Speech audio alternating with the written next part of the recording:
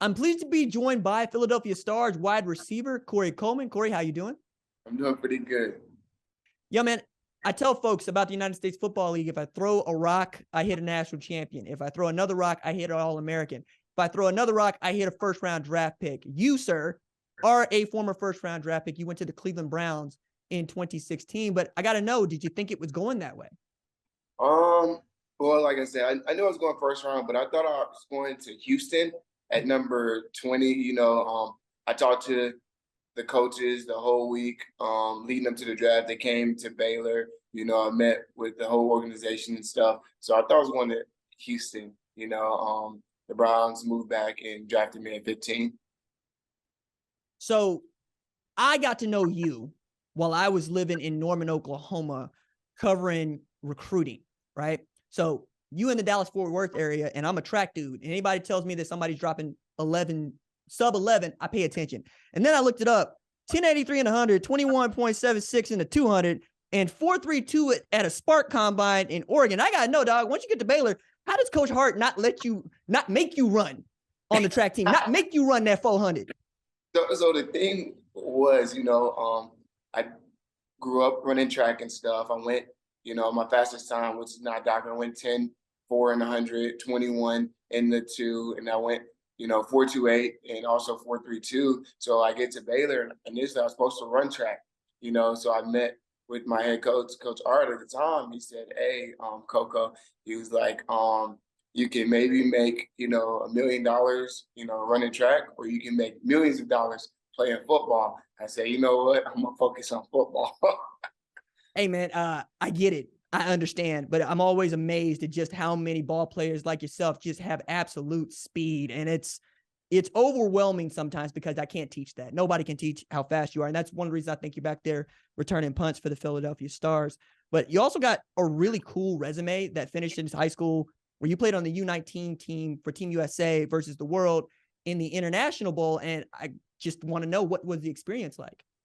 It was super dope. They put together a great thing for some of the best athletes and football players in the world. We came together. They hosted us. It was a great experience. Got to meet some cool people that I'm still friends with today and stuff. So I thought that was pretty cool. Now let's jump to Baylor, where you redshirt your freshman year, and then 2013, 2014, 2015. The best stretch of Baylor football I think anybody has ever seen. That 2013 team's, I think, the best Baylor football team of all time. And I want to know what stands out to you about that 2013 season. I think the camaraderie we had with the whole team, they did a really good job bringing guys in that would feed off one another and stuff. It's competitive. Like to compete at a high level, like to win and stuff. So I think just us coming together, and just really making our mind up, like we can go, win this whole thing. So we all thought that it was kind of a fluke.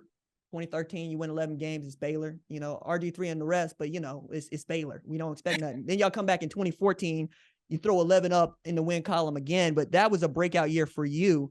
I'm just going to go ahead and say it.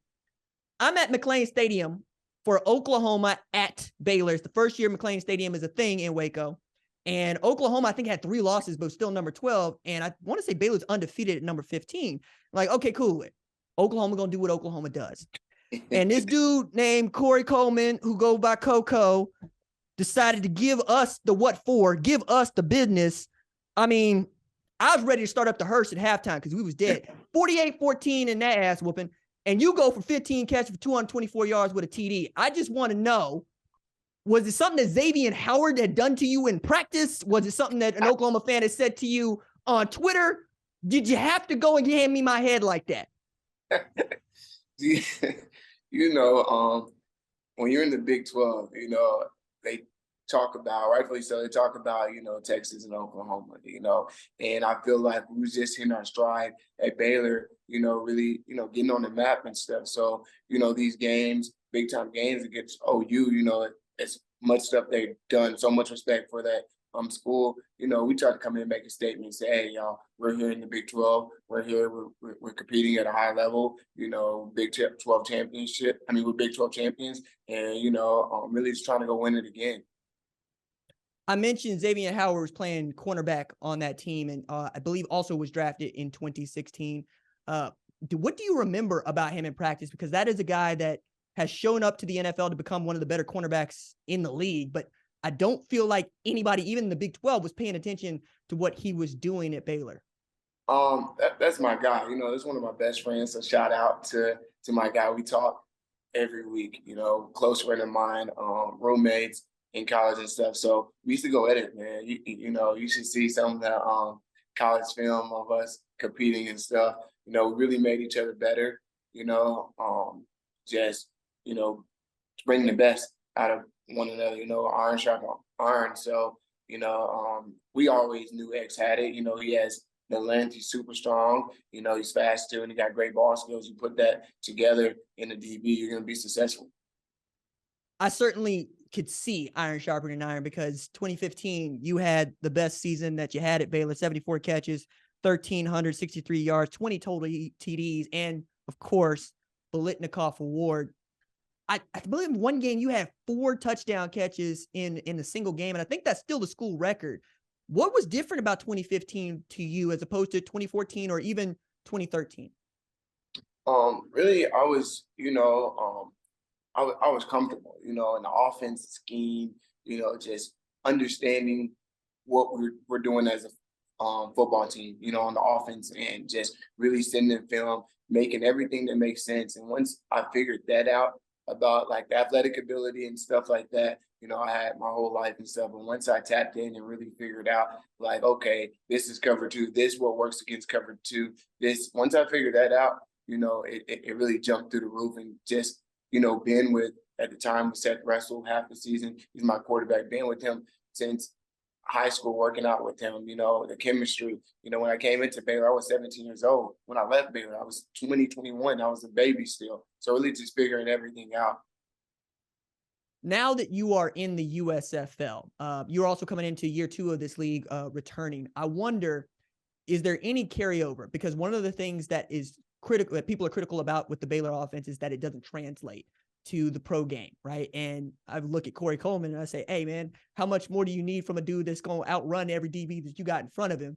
But then you're in this league now, right? And you're going against some guys that also are All-Americans from places like Michigan, Ohio State, LSU. I wonder what you think of the caliber of play that you see. Man, I'm not gonna lie, I was so surprised, man. Kudos to all the guys in the USFL. There's some talent here. When I say some talent, there's some guys that can really ball.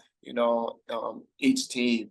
I really want to, give thanks and really shout out to the Philly Stars, my team. It's unbelievable. Thanks to Coach Bart. I want to say thanks to Marcel too, our receiver coach, offensive coordinator. I appreciate them for giving me this opportunity. Because they didn't have to. They gave me this opportunity coming in and really, showcase I can still play this game at a high level. I want to thank the special teams coordinator too, Coach Bayless. So I was honored. And then I come in here and I see the caliber of guys that can really play. These guys out here really, I was telling my teammates earlier, man, these guys can hit in this league. They pulling up, they bringing it, so, No, look, I watched Vontae Diggs in that game last week, and he absolutely bringing the wood. But again, I'm making comparisons to Xavien Howard. I was asking you about him, and you got another dude that I think is just as good in this league, in Channing Stribling, playing corner over there, and now Amani Dennis has come on. I wonder how many times do you get beat in practice by one of them dudes? Oh, see, we talked about this crazy, this conversation's been had because me and Amani, when I first got here, he was like, I need that work, Hey. And I respected that so much from him. So in camp, we're going at it, I'm going at it. I'm giving him everything I have. I said, hey, this is going to pay off. I'm pushing off on some plays. He's holding on some plays. That's part of the game. But I really respect him for that. And look how he's playing.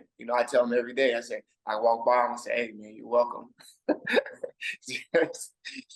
Crack a little joke, but super proud of that guy. He busts his butt at practice. He wants to learn. He wants to get better. He wants to get a shot at the NFL. I think he keep on, competing and balling like he has. I think he will. Well, I appreciate you taking time to tell us about your journey to the USFL. It's nice to see y'all get that win against the Breakers to vault you back to the top of the North Division.